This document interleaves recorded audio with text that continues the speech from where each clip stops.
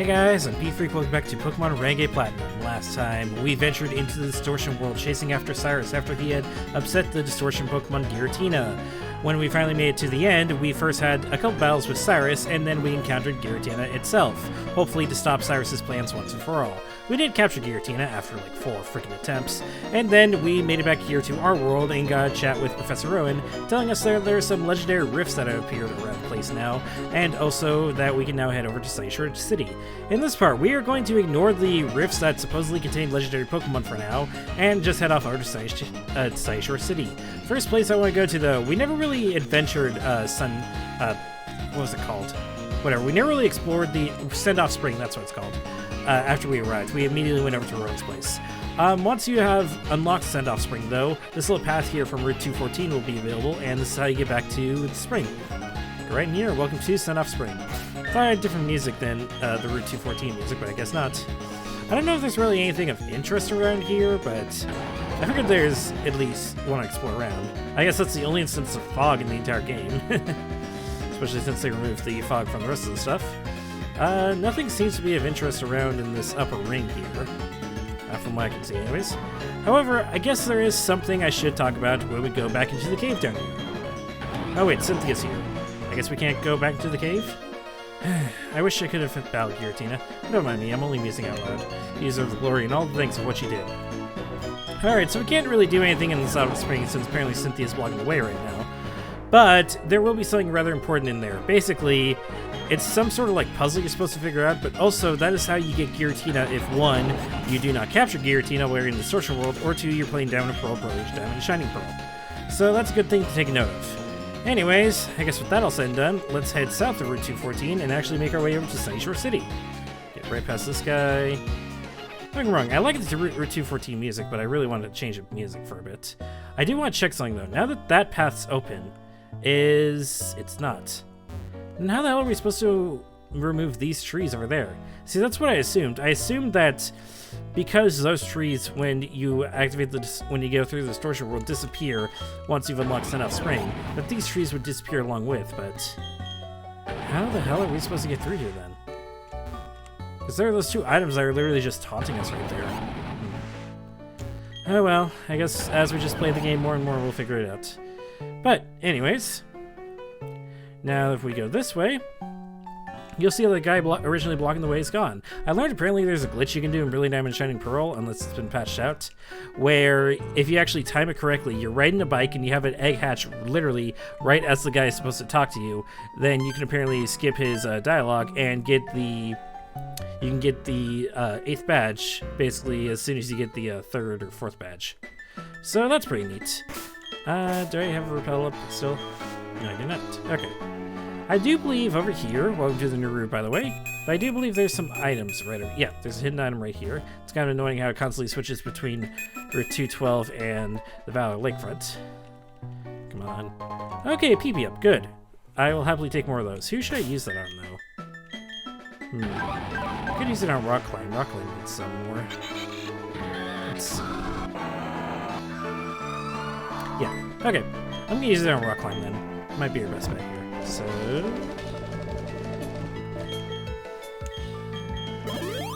okay.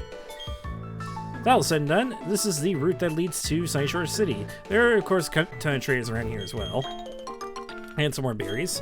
Always have to take more berries. I never really did do what I said I was going to and plant berries, but I guess that's not really necessary at this point. We're so late into the game that I don't think it'll matter too much. There are, as I said, a lot of traders on here. Most of them you can avoid, but there are a select few that you can't. It's also kind of split off into the land part and the beach part, so there are a lot of beaches in this region, aren't there? Alright, we can go right past her. What's up here? Anything of importance? Just leads us back here, and anything over here? I mean, there looks to be a spot right here. Ah, a Carbos. Okay. More selling items for me. Anything in this grass? Oh, whoops. Let's see. Oh, there's this right here. An Ultra Ball. Alright. That'll definitely make up for at least one of the Ultra Balls I had to use against Giratina. I should have went and bought more Pokeballs before I fought the Giratina, but that completely slipped my mind. You! The only items you ever throw are Pokeballs. But is that true? I want people to think about that. That's why I gave away the Techno Machine Fling. Yay! This move. Using that move, Pokemon hurls whatever item it's holding at the foe. The move's effect depends on what item is hurled. Remember, the move Fling fails if Pokemon is holding anything. It's a move that you do not see at all. Like, why is it a move? Why does it exist? There's no reason for it to exist. But basically, as the guy says, it can only work if your Pokemon is holding an item. And depending on the item that the Pokemon is holding, it'll do different effects. I believe the item that does the most damage is the Iron Ball. That's literally the Iron Ball's only purpose. Ooh, Volsor. Is to be used on Fling. So that's nice, I guess. Yeah, you don't see that at all in competitive. That's a really horrible move to even consider using competitive. Alright. Let's explore what the beach has to offer us now that we've explored the land part. Let's see. Oh, we have an item right here. And another PP up. Sweet. I'll figure out what I want to use that on later. This house is Pokemon Science Contest. Big Pokemon wanted. What kind of big are we talking here? I had a dream. It was a wonderful dream. I dreamt that the trainer would bring me a giant Remoraid. Yeah, about that. I don't know if this guy gives you prizes or whatever, but yeah, you can show him. I believe normally he asks for a giant Magikarp, but I guess he's asking for a giant Remoraid. Pikachu Fan Club. Oh boy. I'm here to tell you that Pikachu sucks ass and you should prefer Raichu. I'm going to be a Pokemon Championship with only Pikachu. There's a ground type Elite Four, so good luck with that. What if someone just ran in here with a whole bunch of Thunderstones and just threw them at every single freaking Pikachu here? That'd probably make the guy really upset. Is there anything else around here? There's probably some stuff hidden in the sand, but besides that, there are a lot of Fisher trainers over here, so that's going to be fun to deal with later on. Alright. I believe you are the only trainer I'm required to battle to get through here, so I guess I'll battle you real quickly. Alright, that wasn't too bad. Unfortunately, you did have Pelipper that had Drizzle as its ability and knew Hurricane, and as I mentioned before, Hurricane can always hit if it's raining, so that was kind of obnoxious, but who the hell are you? Yo, fellow trainer, your Pokemon are secure inside the Pokeballs, but there's no masking that aura of serious toughness. Oops, sorry, I should introduce myself. Name's Flint, I'm one of the Pokemon League's Elite Four. Ah, so we've encountered all four of them at this point. Just had an idea, maybe we can pull it off. It's about the town's gym leader. He's really lost his enthusiasm lately because there have been so few good challengers worth his time. He's been so bored, he spends all his time renovating the gym. And there's this blackout that happened. That sure didn't lift his mood. You know where I'm going with this, don't you? Yes, I do, unfortunately. I need you to give him a battle that's so hot it'll reignite his passion for battling. I'm counting on you, hotshot. So, that's all for the Elite Four members we've encountered so far. Originally, you would only encounter Flint here, and that's the only Elite Four member you would actually encounter. You wouldn't encounter Aaron, or Bertha, or Lucian at all. So, it's pretty cool how they added the ability to actually encounter the other three as well. Alright, welcome to Sunnyshore City. There are a few places of interest. Do they have any special Pokeballs in the Pokemon? I kind of want to check that out real quickly. Let's see. We have only the Luxury Ball. Comfortable Pokeball that makes wild Pokemon grow. Yeah. So that's boring. But one place that's of more interest is right over here. Sunnyshore Market, a selection of the world's seals. So, if you ever wondered where you get more seals that aren't the friggin' alphabet seals, this is basically where you go. You go and Masquerade. It worked stupendously hard, didn't it? As a reward, please give it an effort ribbon. Okay, we get a ribbon here as well. I think that's if your Pokemon maxes out on its effort values. Please, allow me to live your time. For real, you want ribbons. Welcome, what do you need? So yeah, this guy will sell you some seals that you can put on your Pokeballs. I never really showed off seals, but I don't really care for them, to be honest. I love Tap Toys. Blood and Grapes are great, too. I'm a huge fan of the Wi-Fi Plaza, so I'm promoting it on my own. Oh, right. The Wi-Fi Plaza. That's a thing. So, originally in the games, when they first came out, you could go to this place in the Pokemon Center called the Wi-Fi Plaza, where you basically had these little mini games or whatever that you could play, but you were only there for a limited time before the show ended.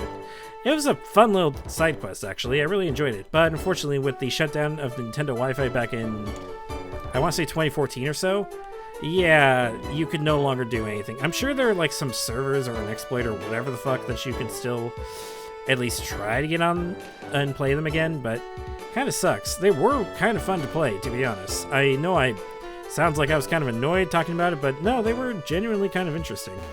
Okay, how do we get into this water here, though? Oh, wait. Hold up. Who? Okay, I know who you are, but No need to worry, let chance do what it does. Life goes through twists and turns. Things will go as they will.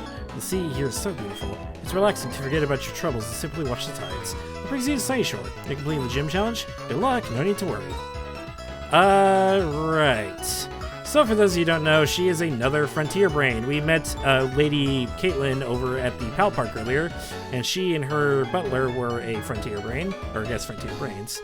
Julia's house, delightful ribbons for Pokemon. Check that out in a second. But yeah, here's another Frontier Brain that's just here, I guess. What do you have to say? Oh, hello, you're quite the nifty trainer. My husband is a sailor, and he's off working somewhere far away. I long for the day he comes back to me. All that waiting gets to be very boring every day, though. I know, how about visit me and tell me your stories every so often?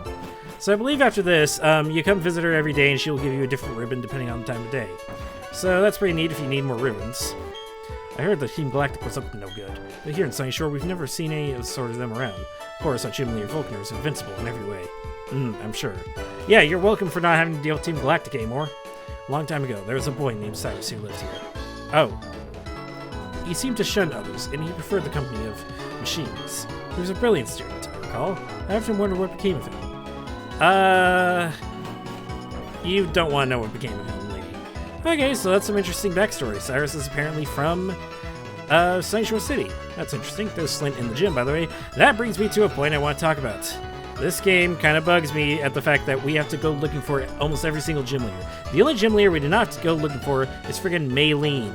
Like, you had to go look for Rourke in the mines, you had to go look for Gardenia on Route 216, you had to go look for Fantina in the contest hall, you had to go look for Crusher Wake on Route 212, you had to go look for Byron on Iron Island, and you had to go look for Candace in the friggin' Snowpoint Temple, and now we have to go look for Vulcaner. Like, come on, people, really? We have a Thunderstone right over here. That's fitting, considering this is, spoilers, an electric-type gym. Climb up here. We have this house right here. Well, hello, I'm shocked you came to visit. That rocky surface outside puts a lot of potential travelers off. And look at you, you're an amazing trainer.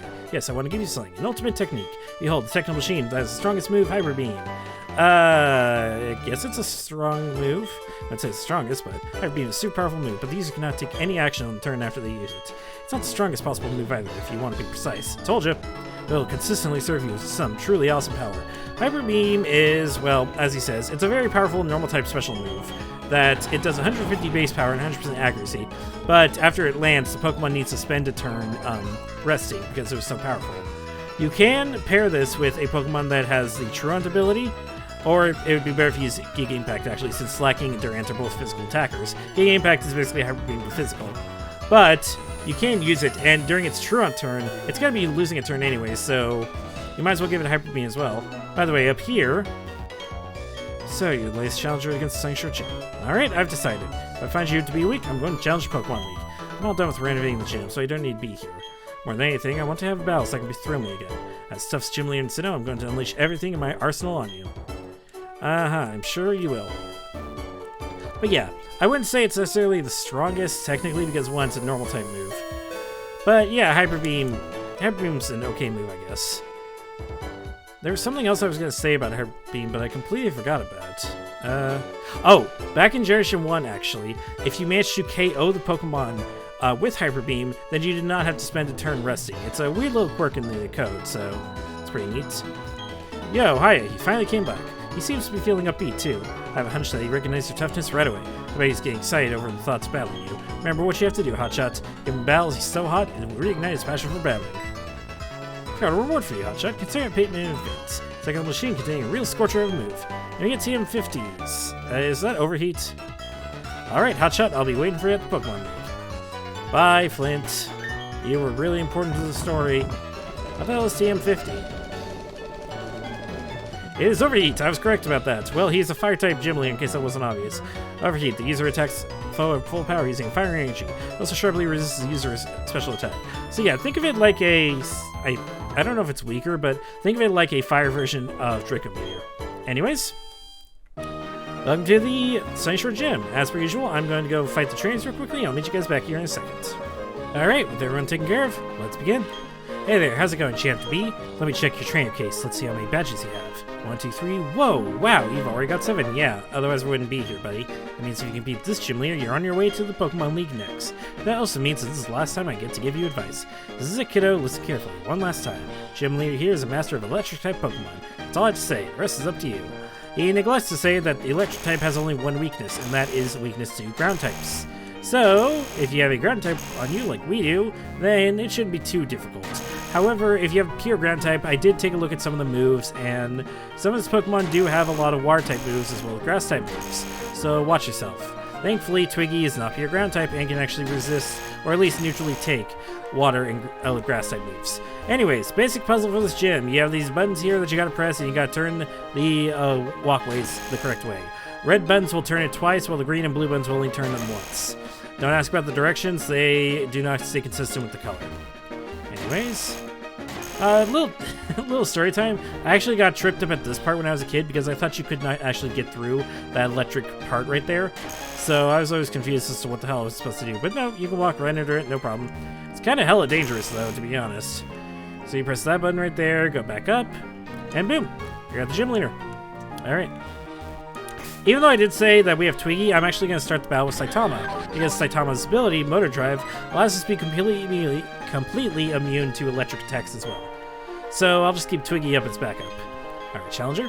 It's not often, but some trainers manage to come challenge me. But they've all been whole boring battles. I didn't break a sweat beating them. I'm Volkner, the gym leader. They say I'm the gym leader and the top gym leader in Sinnoh, but anyways, I guess we better get this done. I hope you have the trainer who will make me remember how fun it is to battle. Volkner. I don't have much thoughts about Volkner. I think it's because I always start with Turtwig. I was at a ground type to go deal with him, so he really doesn't have much significance to me. That grass one actually be quite a bit. He starts off with the Jolteon, though. Jolteon has Thunderbolt and Shadow Ball, and Jolteon, I want to like Jolteon, but its move pool is just so shallow. That's the issue with a lot of evolutions. At least in this game, they actually improved the move pool quite a bit. Oh, he's sending out his own Electivire. Okay. But for the most part, yeah, the move pool's pretty shallow. Let's just go off another Brick Break. That immediately KO'd it. Nice. Good job, Saitama. Next up is Raichu. Another Brick Break. Probably not going to KO it, but... And we get paralyzed, of course. And it doesn't really matter. This Raichu has Surf, which is a move that Raichus can legitimately know if you have a Surfing Pikachu. It's actually a really good move to have if you can get it. Alright, let's just send out Twiggy next time. Sad thing is that two of my pretty powerful Pokemon, that being Capone and Marmalade, they're both weak to electric-type moves. And sadly, they're not powerful enough to actually just immediately destroy whatever. Oh, he has two Rotom. Okay, so this one's the Fire Rotom. I see. Yeah, he's gonna send out... Not Kimmy, I'm gonna send out Marmalade. Shit. Crap. I'm sorry, Kimmy. I'm sorry. I didn't mean to send you out. I meant to send out Marmalade. And he has a white herb, so he can use 2 full power overheats. Oof. Okay, well, I'll send out Marmalade next. And let's just use Surf to KO this thing, please. Please, Marmalade, for the love of God, KO this thing. Thank you. So yeah, that's interesting. He actually has 2 Rotoms. He doesn't have that in normal games, obviously. Next up is Luxray. Are you sure you want to go with Luxray, buddy? I'm pretty sure I'm faster than you. I could just use Buckles. Because in this game, Luxray is part Dark type, so... Yep, there we go. And finally is his second Rotom, a Rotom Wash. I'm just gonna let Marmalade fall to a move or whatever. But overall, he's Thunder Wave. Okay, well, I'm probably gonna be slower than the Rotom then. Yep. And I'm not gonna lose that. Oh, I did. But Marmalade's paralyzed anyway, so... You know what, fine. We have some full restores. Since Marmalade managed to exceed my expectations and actually live, I'll let her survive another Thunderbolt and actually win the battle for us. I was so ready for it to either crit or paralyze Marmalade again. But no, there we go. Not that difficult of a battle, even in this game. Got me beat. Your desire is no way, yada yada yada yada. That was the most fun I've had in a battle since I don't know when. It's also made me excited to know that you and your team will keep battling greater heights. This is your 8th gym badge. You've earned it. And we finally receive our final gym badge. Yay! The Beacon Badge. The Beacon Badge lets you use the hidden move Waterfall even when you're not in battle. Waterfall happens to be the key if you're going to the Pokemon League. I want you to take this too. And we get TM57. Decide Team 57 is to move Wild Charge. It's an incredibly strong move that also hurts the user. It's electrifying. And sadly, it's the best moves that you could possibly give to a Luxray because there are no good physical electric type moves, like, unless it's a signature move.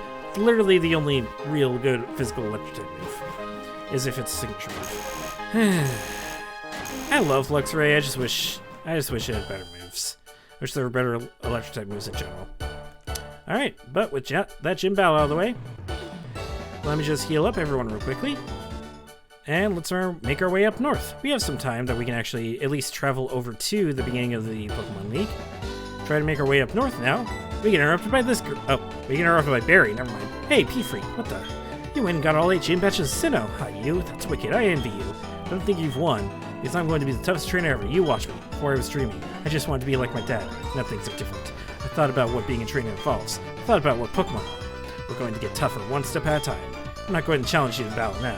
I'd say it, but I know you're tougher than me. Not a whole lot tougher, just a little. Our difference is about a yard? Nah, not even an inch. Okay, shut up. I'm about to punch you in the face. What I'm trying to say is I will catch up to you in no time. You don't hurry the Pokemon League, I'll leave you in my wake. League's the other way, buddy. Was that your friend?